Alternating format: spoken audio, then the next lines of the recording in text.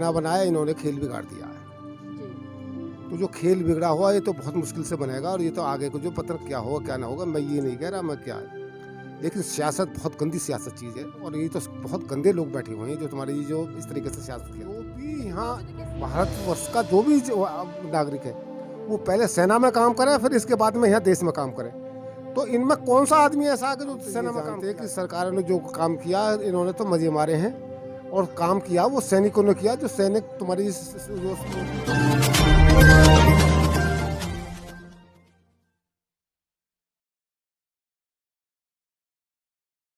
नमस्कार, आप देख रहे हैं एनबी न्यूज़ 24/7 नीलम बोध के साथ। और आज हम पहुंचे हैं खुर्जा विधानसभा में, और यहाँ पर एक गांव है। उस गांव में जो है कि ये मोमडन इलाका है, और इस इलाके में आए हैं, और यहाँ पर एक क्लिनिक है। तो इस क्लिनिक पर ही हम चलना चाहेंगे और जानना चाहेंगे इस क्लिनिक पर जो, क्योंकि सुबह से लेकर शाम तक बहुत सारे पेशेंट आते होंगे, बहुत सारी चर्चाएँ होती होंगी। तो डॉक्टर साहब है, उनसे ही जानना चाहूँगी। डॉक्टर साहब, आपका नाम क्या है? मेरा नाम साबिर खान। साबिर खान जी, जिस तरह से अभी चुनावी माहौल चल रहा है उत्तर प्रदेश में, सुबह से लेकर शाम तक आपके पास में बहुत सारे पेशेंट आते होंगे, चर्चाएं चलती होंगी, तो इस बार क्या माहौल चल रहा है?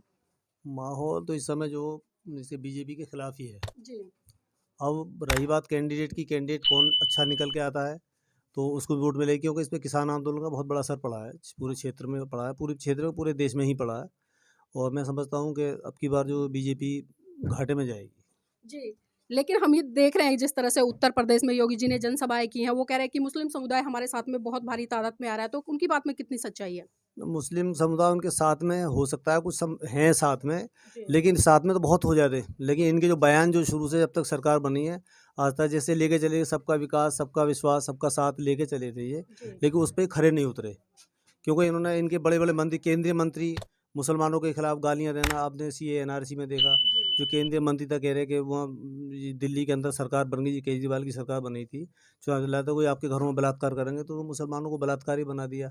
कोई भी बयान ऐसा नहीं रहा इनका जो मुसलमानों के खिलाफ ना रहो। तो डॉक्टर साहब, इस बार क्या मूड बनाया है? पर्सनली मैं आपसे जानना चाहती हूँ, क्योंकि आप किसको वोट दे रहे हैं? देखिए, पर्सनली मूड तो अभी कैंडिडेट निकल के आएंगे, अच्छा कैंडिडेट उसको सपोर्ट करेंगे। अभी आपके वैसे क्षेत्र से हमारे क्षेत्र में वैसे यहाँ जो बसपा का जो कैंडिडेट है हम्म। उसकी स्थिति मजबूत नजर आ रही है। तो उनका वोट परसेंटेज कितना है यहाँ पर टोटल? बसपा का वोट परसेंट तो मैं समझता हूँ लगभग यहाँ 70% होगा। जी, अभी जो मुस्लिम समुदाय है उसमें क्या हलचल चल रही है? क्या विचार बना रहे मुस्लिम समुदाय? सपा के साथ जा रहा है, या भाजपा के साथ जा रहा है, या बसपा के साथ जा रहा है? चल हमारे क्षेत्र में सपा का तो कोई ज़्यादा जनाधार है नहीं यहाँ, जी। तो इसमें लोग टूटेंगे तो सही, कुछ सपा के साथ जाएंगे, लेकिन कोशिश ये करेंगे एक तरफा ही अगर वोट पड़े तो ज़्यादा अच्छा रहेगा। तो डॉक्टर साहब की दुकान में कुछ पेशेंट भी बैठे हैं, उनसे भी जानना चाहेंगे कि उनकी क्या राय है। बाबूजी, आपका नाम क्या है? मेरा नाम अख्तर अली। बाबूजी, इस बार किसको वोट दे रहे हैं? इसको देंगे हाथी को। हाथी को देंगे? सपा या योगी क्यों नहीं? इसकी कोई बात थोड़ी है, तो वोट ये तो कैंडिडेट की उसकी मर्जी है, वोटर की। जी। किसी को भी दे, स्वतंत्र राज है। जी। ये थोड़ी जरूरी है कि बीजेपी को ही दें या हाथी को ही दें। वो वोटर का अधिकार है, तो किसी को भी दे चुने। जी, तो बाबूजी ने कहा है कि ये मेरा अधिकार है और मैं वोट किसी को भी दूं, और मैं अपनी वोट बहन जी को दूंगा। यहाँ पर कुछ महिलाएं भी, हम उनसे भी जानना चाहेंगे। आपका नाम क्या है? मंजू। मंजू जी, क्या मूड बनाया इस बार आपने? अभी तो कुछ भी मूड ना है, किसको वोट देंगे? जो बढ़िया लगेगा। नहीं, बढ़िया कैसे लगेगा? आपने सपा का शासनकाल भी देखा है, भाजपा का भी देखा है, बहन जी का भी देखा है, तो तीनों में से कुछ तो निर्णय लिया होगा ना, जो बढ़िया लगेगा उसे देंगे। अब बढ़िया लगना क्या होता है, कुछ बताएं हमें।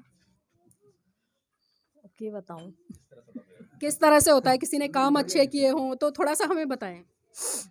योगी ना काम जो बालक तो डोले हैं, धक्के खाते हुए है कि जो हमारे बाल बच्चे हैं वो धक्के खाते फिर रहे हैं। जैसे कि आपने सुना कि अभी जो हमारी महिला साथी थी, उन्होंने कहा है कि हम देखेंगे, लेकिन देखने का मतलब है बिल्कुल साफ संकेत होता है कि बहन जी की तरफ इशारा कर रही हैं। हमारे साथ में बाबूजी भी हैं, उनसे भी जानना चाहूंगी। बाबूजी, नाम क्या आपका? मैं आर्मी से रिटायर हूँ, जी। और मैं कैप्टन इमामुद्दीन नाम मेरा। जी। जी। आप बाबूजी, इस बार किसको वोट दे रहे हैं? वोट का तो अधिकार है, वोट तो खुद को तुम्हारी जो है। और रहा सवाल ये कि जो मामला ये होता है कि जो अच्छा काम करेगा उसी को वोट मिलेगी। नहीं, फिर भी बाबूजी आप बहुत एक्सपीरियंस है और रिटायर पर्सन भी है, और आर्मी से रिटायर है, सबसे बड़ी बात। और आपने तीनों चारों सरकारों का शासनकाल भी देखा है, तो हम थोड़ा तुलनात्मक पूछना चाहते हैं कि इन तीनों चारों सरकारों में सबसे बढ़िया काम किसने किया है? बढ़िया काम तो किसी ने ना किया। सब जो भी बैठता है ना शासन में, जो भी शासन और गद्दी में बैठता वो बहुत ही तुम्हारे लिए बड़ा हो जाता है, फिर वो नीचे वाले को ना देखता। आज 5 साल का जो समय बीता, तुम योगी जी को ही देख लो। अगर किसी भी तरीके से किसी को नौकरी मिली हो, जितनी भी पदें अगर खाली हैं जो उनको तो भरा हुआ, या फिर तुम्हारी ये सेना के अंदर कितनी भर्ती जो कैंसिल हो गई, आज तक भर्ती भी नहीं हुई, तो कारण तो बहुत कुछ है इसमें। तो आप ये देख लीजिए कि किसी भी तरीके से कोई भी जो बैठता है इस गद्दी पे, किसी तरीके से अच्छा तो काम बस वो अपनी मर्जी से ही करता है जो करता है।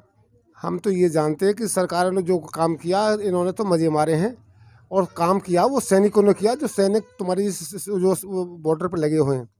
आप यहाँ देखो वहाँ कितनी गलन है और कितनी तुम्हारी जो वहाँ ठंड है।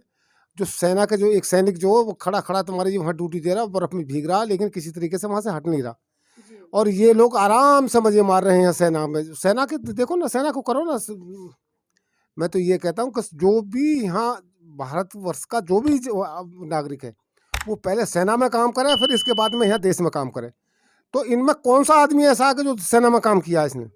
हमें तो नहीं दिखाई दे रहा जी। बावजूद जिस तरह से हमने देखा, क्योंकि हमारे देश के सैनिक हैं, जिस तरह से बॉर्डर पर तैनात रहते हैं, चाहे ठंड हो, बारिश हो, आंधी हो, तूफान हो, कुछ भी हो, वो इस देश की आम जनता के लिए अपना बलिदान तक दे देते हैं। लेकिन जिस तरह से सरकार मुआवजा देती हैं या उनके परिवारों को नौकरी देनी चाहिए, सुरक्षा देनी चाहिए, वो नहीं दे पाती हैं। क्योंकि सरकारें जितनी भी आती हैं बड़े बड़े वादे तो करती हैं, लेकिन उन वादों पर बिल्कुल मतलब दूर दूर तक खरी नहीं उतरती है। तो इसी मार्फत मैं जानना चाहूँगी कि कम से कम कोई सरकार तो ऐसी होगी कुछ % जो आपकी तरफ जिसने सोचा हो। देखो, हम तो जो कांग्रेस में पैदा हुए थे, कांग्रेस ने ही देश को बनाया है जी और बनाया इन्होंने खेल बिगाड़ दिया है। जी तो जो खेल बिगड़ा हुआ ये तो बहुत मुश्किल से बनेगा, और ये तो आगे को जो पता क्या होगा क्या ना होगा, मैं ये नहीं कह रहा मैं क्या है। लेकिन सियासत बहुत गंदी सियासत चीज़ है, और ये तो बहुत गंदे लोग बैठे हुए हैं जो तुम्हारी जो इस तरीके से सियासत खेलते हैं। लेकिन बावजूद जिस तरह से आपने कहा कि भाई सियासत बहुत गंदी है और सियासत को लेकर लोग चर्चाएं भी करते हैं, लेकिन जब तक सियासत में अच्छे लोग नहीं आएंगे, जिस तरह से आप फौजी हैं, रिटायर हैं, और आपने बॉर्डर पर देखा भी है किस तरह से क्या क्या घटनाएं घटती हैं, लेकिन कहीं ना कहीं एक व्यक्ति विचार बनाता है कि ये सरकार है, कम से कम ये कुछ तो करेगी। सरकार तो आप किसी की भी समझ लो, 5 साल अगर कोई भी रह रहा है, अगर एक विधायक बन जाता है, तो पहले तो आप ये देख लो कि जब भी वो ले रहा है, और फिर उसकी 5 साल में पेंशन हो जाती है। जी जबकि एक सैनिक जो 15 साल, 20 साल और 32 साल, में 32 साल करके आया हूँ जब मेरी पेंशन हुई है। अब आप ये देख लो उनके विधायक की कितनी पेंशन 5 साल में ही होगी पेंशन। तो मज़े तो यही लूट रहे हैं। देखो, अब हम नहीं कह सकते साहब इस मामले में। जो मेरा चैनल, आपका चैनल, समाज का चैनल, देश का चैनल NV News 24/7 को आप लाइक करें, सब्सक्राइब करें और ज़्यादा से ज़्यादा इसकी वीडियो को शेयर करें, ताकि हर खबर को मैं आप तक आसानी से पहुँचा।